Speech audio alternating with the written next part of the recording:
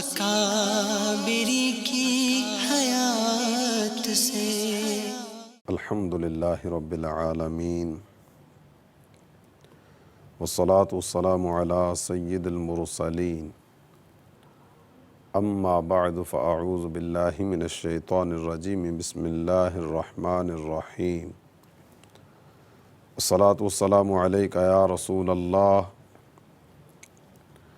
وعلی آلک واصحابک یا حبیب اللہ۔ الصلاة والسلام علیک یا نبی اللہ وعلی آلک واصحابک یا نور اللہ۔ میرے پیارے اسلامی بھائیوں اور مدنی چینل کے ناظرین، ہم اس وقت مدنی چینل کے سلسلہ ایک واقعہ ایک سبق میں حاضر ہیں۔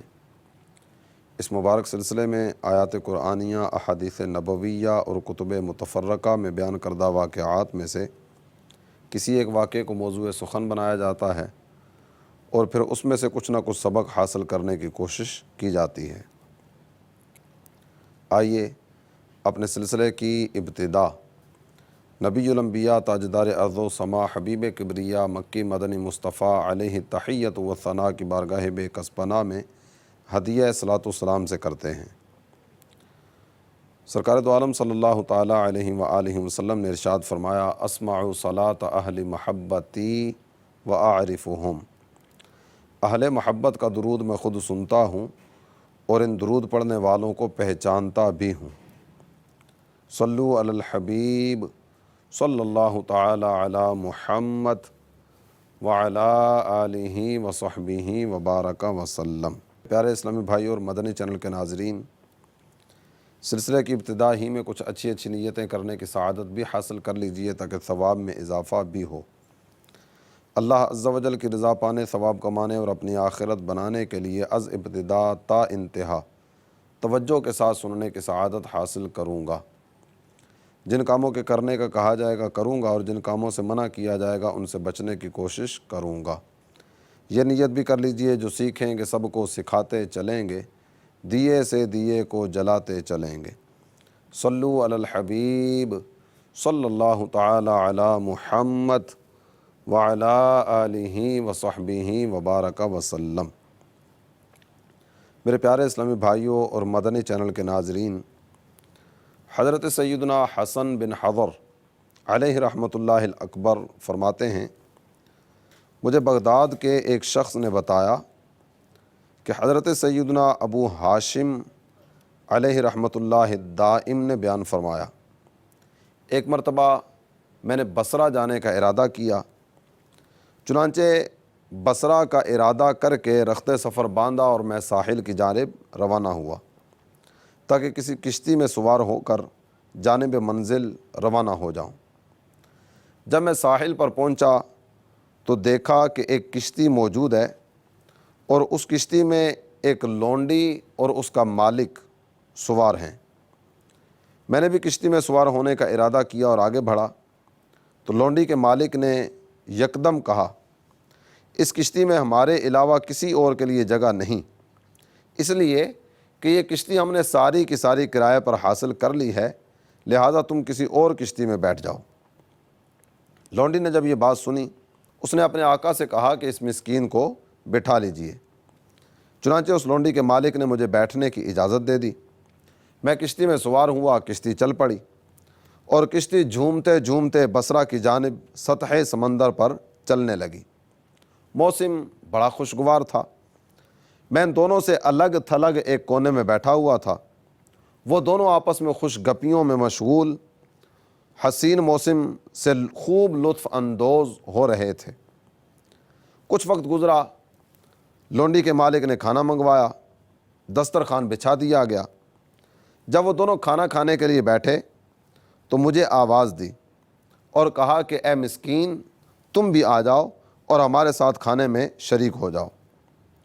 مجھے بہت زور کی بھوک لگی ہوئی تھی اور میرے پاس کھانا کھانے کے لیے کوئی انتظام وغیرہ بھی نہیں تھا، چنانچہ میں نے ان کی دعوت قبول کی اور ان کے ساتھ بیٹھ کر کھانا کھانے لگا۔ جب ہم کھانا کھا چکے تو اس شخص نے اپنی لونڈی سے کہا کہ اب ہمیں شراب پلاؤ۔ لونڈی نے فوراً شراب کا جام بھرا اور اپنے آقا کی خدمت میں پیش کیا۔ اس شخص نے شراب لی اور پینے لگا۔ جب شراب پی لی تو اپنی لونڈی کو یہ کہنے لگا کہ اس شخص کو بھی شراب پلاؤ۔ میں نے کہا کہ اللہ عز و جل تم پر رحم فرمائے، میں تمہارا مہمان ہوں، تم نے مجھے کھانے کی دعوت دی، میں تمہارے ساتھ کھانے میں شریک ہو گیا، لیکن سنو، میں شراب پینے والا نہیں، اس لیے میں ہرگز شراب نہیں پیوں گا۔ اس نے کہا ٹھیک ہے، جیسے تمہاری مرضی۔ پھر جب وہ شراب کے نشے میں مست ہو گیا تو لونڈی سے کہنے لگا کہ سارنگی یعنی باجا لے کر آؤ اور ہمیں گانا سناؤ۔ لونڈی سارنگی لے کر آئی اور اپنی پرکشش آواز میں گانا گانے لگی۔ اس کا مالک مست ہو کر گانے سنتا رہا، جھومتا رہا۔ لونڈی بھی سارنگی بجاتی رہی اور پرکشش آواز سے اپنے آقا کا اور اپنے مالک کا دل بہلاتی رہی۔ یہ سلسلہ کافی دیر تک جاری و ساری رہا۔ وہ دونوں اپنی ان رنگینیوں میں بد مست تھے اور میں الگ تھلگ ایک کونے میں بیٹھ کر ذکر الہی میں مشغول رہا۔ جب کافی دیر گزر گئی اور وقت گزرنے کے ساتھ ساتھ اس کا نشہ اترنے لگا، وہ میری طرف متوجہ ہوا اور مجھے کہنے لگا یہ بتاؤ کیا تو نے پہلے کبھی اس سے اچھا گانا سنا ہے جو آج میری لونڈی نے تمہیں سنایا؟ دیکھو کتنے پیارے انداز میں اس حسینہ نے گانا گایا ہے، کیا تم بھی ایسا گانا گا سکتے ہو؟ میں نے کہا میں ایک ایسا کلام آپ کو سنا سکتا ہوں کہ جس کے مقابلے میں اور جس کے سامنے یہ گانا کچھ حیثیت نہیں رکھتا۔ بڑا حیران ہوا اور متعجبانہ انداز میں مجھ سے پوچھنے لگا کیا گانے سے بہتر بھی کوئی کلام ہے؟ میں نے کہا ہاں، اس سے بہت بہتر کلام موجود ہے۔ اس نے کہا کہ اگر تمہارا دعویٰ درست ہے تو سناؤ، ذرا ہم بھی تو سنیں کہ گانوں سے بہتر کون سی چیز ہے۔ اب اپنا اپنا انداز ہوا کرتا ہے، ہر ایک کی اپنی اپنی سوچ ہوا کرتی ہے۔ جو جس راہ کی طرف نکلتا ہے نا، وہ یہی سمجھتا ہے کہ اس راہ سے اچھی راہ کوئی نہیں ہے۔ اب گانا گانے والا، گانا سننے والا، گانے سے محبت کرنے والا اور موسیقی سے محبت کا دل دادا، موسیقی کا دل دادا اور موسیقی کے پیچھے مارا مارا پھرنے والا، اس کی زبان پر یہ جملہ تو آتا ہے کہ جناب موسیقی روح کی غذا ہے۔ موسیقی کو روح کی غذا سمجھنے والا، اسے کیا خبر کہ اس سے بڑھ کر بھی کچھ چیزیں ہیں، اور یہ موسیقی جسے تم اپنی روح کی غذا سمجھتے ہو، یہ روح کو گندا کرنے والی، دل کو آلودہ کرنے والی اور اللہ تعالی جل جلالہ کی بارگاہ سے دور کر دینے والی ہے۔ اب وہ آدمی بھی اسی طرح کی سوچ رکھنے والا تھا، کہنے لگا کیا گانے سے بہتر بھی کوئی کلام ہو سکتا ہے؟ میں نے کہا ہاں، بہت بہتر کلام ہے، یہ گانا اس کے سامنے کچھ حیثیت نہیں رکھتا۔ وہ کہتا ہے اگر تمہارا دعویٰ درست ہے تو سناؤ، ذرا ہم بھی تو سنیں کہ گانوں سے بہتر کیا چیز ہے۔ فرماتے ہیں کہ میں نے سورہ تکویر کی تلاوت شروع کی۔ اذا الشمس کورت واذا النجوم انکدرت واذا الجبال سیرت، جب دھوپ لپیٹی جائے اور جب تارے جھڑ پڑیں اور جب پہاڑ چلائے جائیں، قیامت کے دن ایک ایک چیز ختم کر دی جائے گی۔ سورج ہوگا، اس کی دھوپ لپیٹ دی جائے گی، تارے جھڑ پڑیں گے۔ یہ آج آسمان کو تاروں کے ذریعے روشنی عطا کی گئی، یہ تارے آسمان کی نورانیت میں اضافے کا باعث ہیں، اس کی چمک دمک میں اضافے کا باعث ہیں۔ قیامت کے قائم ہوتے ہی یہ سارے کے سارے تارے جھڑ جائیں گے، پہاڑ چلا دیے جائیں گے، چلا دیے جائیں گے، اڑا دیے جائیں گے، اور یہ اس طرح اڑ رہے ہوں گے کہ جس طرح روئی کے چھوٹے چھوٹے ذرات اڑتے ہیں۔ فرماتے میں نے سورہ تکویر کی تلاوت شروع کی، میں تلاوت کرتا چلا جا رہا تھا اور اس کی حالت بدلتی چلی جا رہی تھی۔ اس کی آنکھوں سے سیلے اشک رواں تھے، بڑی توجہ، بڑی عاجزی اور بڑی انکساری کے ساتھ وہ کلام الہی کو سنتا رہا۔ ایسا لگتا تھا کہ کلام الہی عز و جل کی تجلیاں اس کے سیاہ دل کو منور کر چکی، اور یہ کلام تاثیر کا تیر بن کر اس کے دل میں اتر چکا ہے۔ اب اسے عشق حقیقی کی لذت سے آشنائی ہوتی چلی جا رہی تھی۔ وہ جس کی زبان پر یہ جملہ تھا نا کہ گانے سے اچھا کلام بھی کو ہو سکتا ہے، گانا گا کر وہ مست ہوا، اس کی ہوش اڑی اور وہ عجیب و غریب قسم کے جناب کارنامے کرنے لگا، بڑی عجیب و غریب قسم کی حرکات کرنے لگا۔ لیکن کلام الہی کی برکتیں، کلام الہی کی تجلیاں کہ اس کی آنکھوں سے آنسو جاری ہو گئے، اور ادھر آنکھوں سے آنسو جاری ہوئے اور دل نے ساتھ ہی ساتھ رقت بھری کیفیات کو اپنے اندر لینا شروع کیا. دل میں رقت آنے لگی، نرمی آنے لگی، اور یہ کلام تاثیر کا تیر بن کر اس کے دل میں پیوست ہوتا چلا گیا. تلاوت کرتے کرتے جب میں اس آیت کریمہ پر پہنچا، وَإِذَا الصُّحُفُ نُشِرَتْ، سورہ تکویر کی آیت نمبر 10، ترجمہ کنز الایمان، اور جب نامہ اعمال کھولے جائیں، قیامت کے دن ہی کی بات ہو رہی ہے، قیامت کے دن جب نامہ اعمال کھولے جائیں گے. جب یہاں پہنچتا ہوں نا تو اس نے اپنی لونڈی سے کہا، جا، میں نے تجھے اللہ کی خاطر آزاد کیا.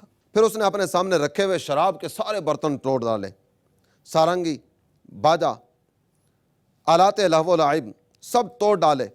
پھر بڑے مؤدبانہ انداز میں میرے قریب آیا، مجھے سینے سے لگا کر ہچکیاں لے لے کر رونے لگا اور پوچھنے لگا، میرے بھائی، میں بہت گناہ گار ہوں، میں نے ساری زندگی گناہوں میں گزار دی، اگر میں اب توبہ کروں تو کیا اللہ عز و جل میری توبہ قبول فرما لے گا؟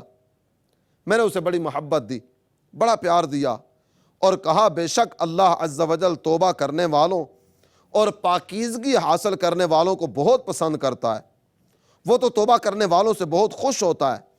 اللہ عز و جل کی بارگاہ سے کبھی بھی کوئی مایوس نہیں لوٹتا. تم اس سے توبہ کرو، اس کی بارگاہ میں رجوع لاؤ، وہ ضرور توبہ قبول فرمائے گا. چنانچہ اس شخص نے میرے سامنے اپنے تمام سابقہ گناہوں سے توبہ کی اور خوب رو رو کر معافی مانگتا رہا. پھر ہم بصرہ پہنچے اور دونوں نے اللہ عز و جل کی رضا کی خاطر ایک دوسرے سے دوستی کر لی. 40 سال تک ہم بھائیوں کی طرح رہے. 40 سال کے بعد اس مرد صالح کا انتقال ہو گیا. مجھے اس کے انتقال پر بہت غم ہوا. پھر ایک رات میں نے خواب میں دیکھا، اس سے پوچھا، میرے بھائی، دنیا سے جانے کے بعد تمہارا کیا حال ہوا؟ تمہارا ٹھکانہ کہاں ہے؟ اس نے بڑی دلربا اور شیریں آواز میں جواب دیا، دنیا سے جانے کے بعد مجھے میرے رب نے جنت میں بھیج دیا.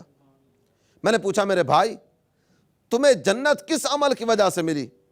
اس نے جواب دیا، جب تم نے مجھے یہ آیت سنائی تھی، وَإِذَا الصُّحُفُ نُشِرَتْ، اور جب نامہ اعمال کھولے جائیں، اسی آیت کی برکت سے میری زندگی میں انقلاب آیا تھا، اسی وجہ سے میری مغفرت ہو گئی اور مجھے جنت عطا کر دی گئی.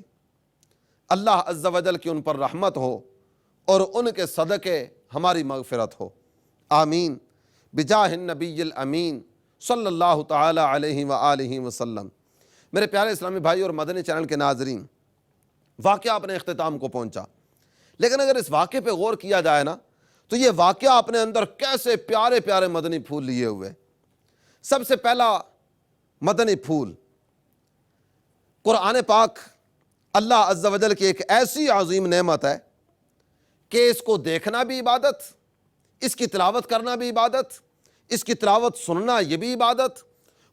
یہ ایک ایسی کتاب ہے کہ اس کو سن کر نہ جانے کتنے ایسے سیاہ دل روشن ہو گئے جو گناہوں کے تاریک گھڑے میں گر چکے تھے.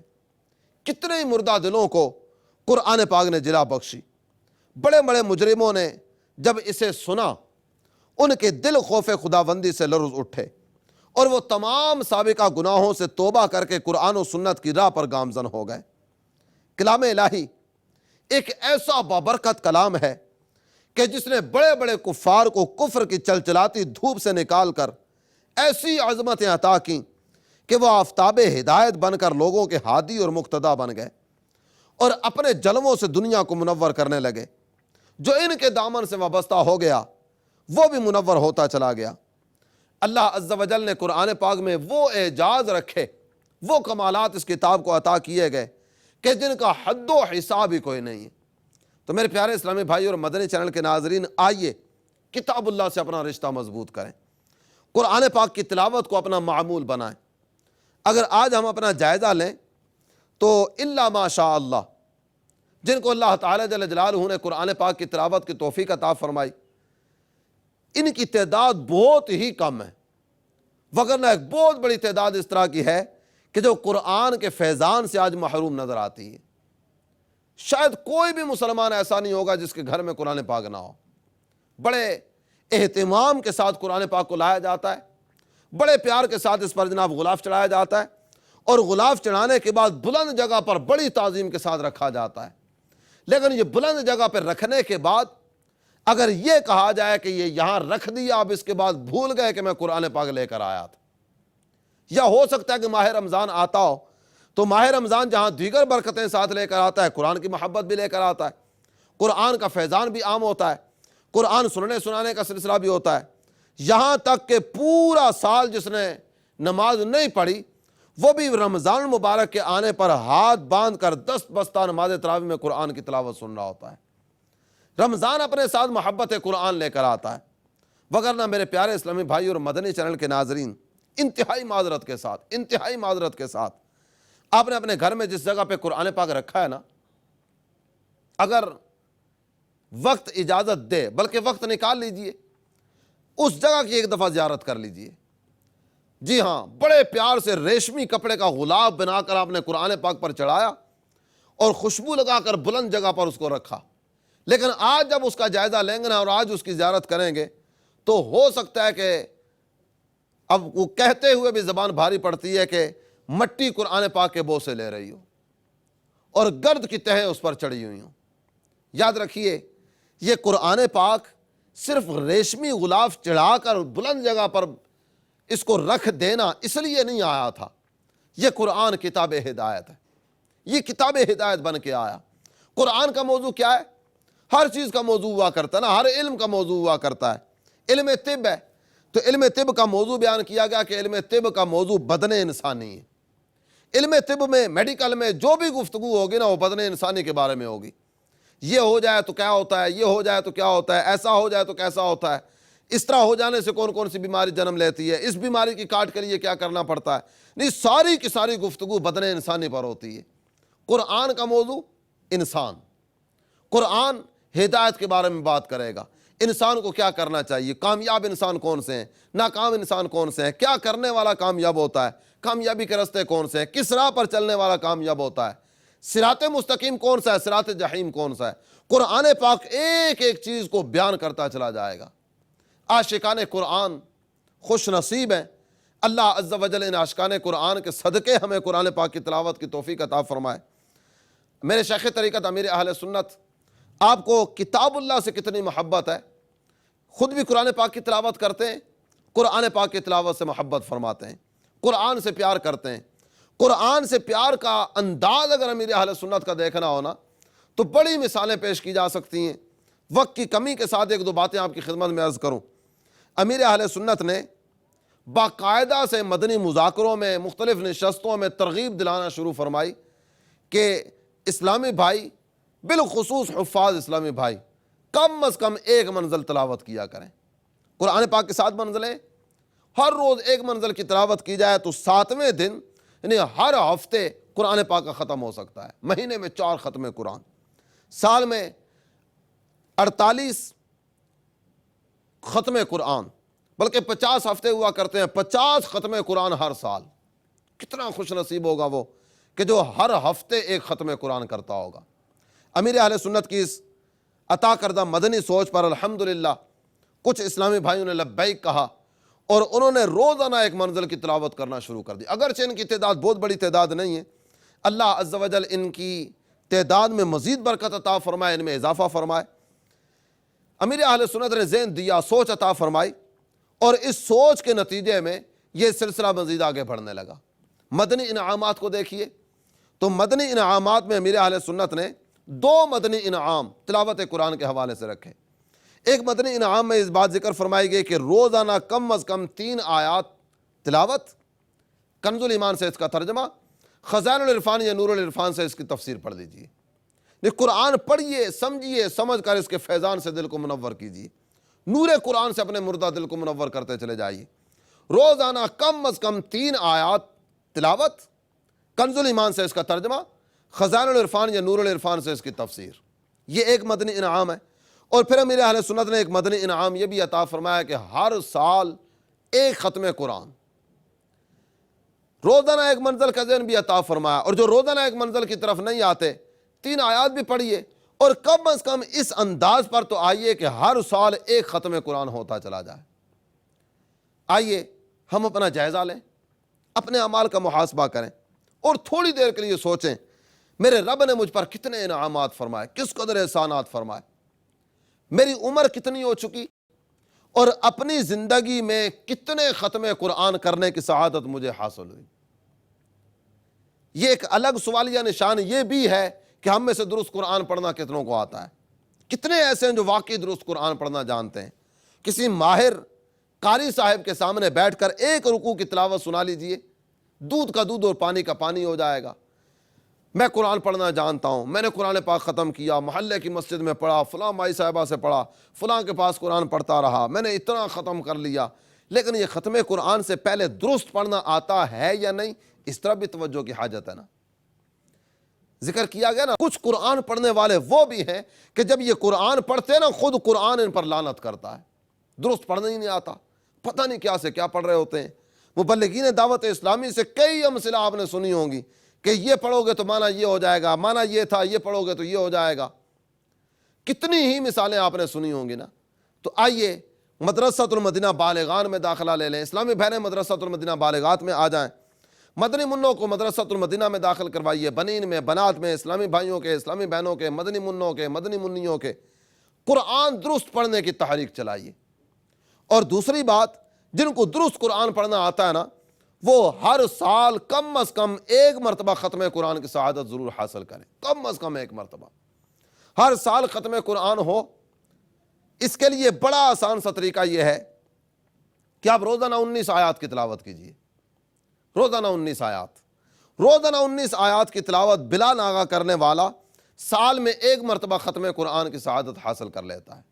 تو آئیے اس سعادت کو پانے کے لیے، قرآن پاک کے فیضان سے دل کو جگمگانے کے لیے روزانہ 19 آیات کی تلاوت کیجیے تاکہ ہر سال ختم قرآن کی سعادت ملتی چلی جائے۔ امید کرتا ہوں کہ میرے مدنی چینل کے ناظرین میں سے کچھ ہوں گے اس طرح کے کہ جو روزانہ 19 آیات کی تلاوت کا ذہن بنانے والے ہوں گے۔ اللہ تعالیٰ توفیق عطا فرمائے۔ نماز پنجگانہ با جماعت ادا کرنے کا ذہن رکھنے والے، اگر یہ اذان ہوتے ہی باوضو مسجد میں ہونا، اذان ہوتے ہی باوضو مسجد میں ہو، اذان فجر اور جماعت فجر میں وقت ہوتا ہے، ظہر کی اذان اور جماعت ظہر میں وقت ہوتا ہے، اسی طرح اذان عصر اور جماعت عصر میں وقت ہوتا ہے، عشاء میں بھی اسی طرح 15 منٹ کا تقریباً وقت ملتا ہے۔ آپ اس دورانیے میں تلاوت قرآن شروع کر دیجئے، سنتیں ادا کریں، سنن قبلیہ قبل از جماعت ادا کریں اور ساتھ قرآن پاک کی تلاوت کریں۔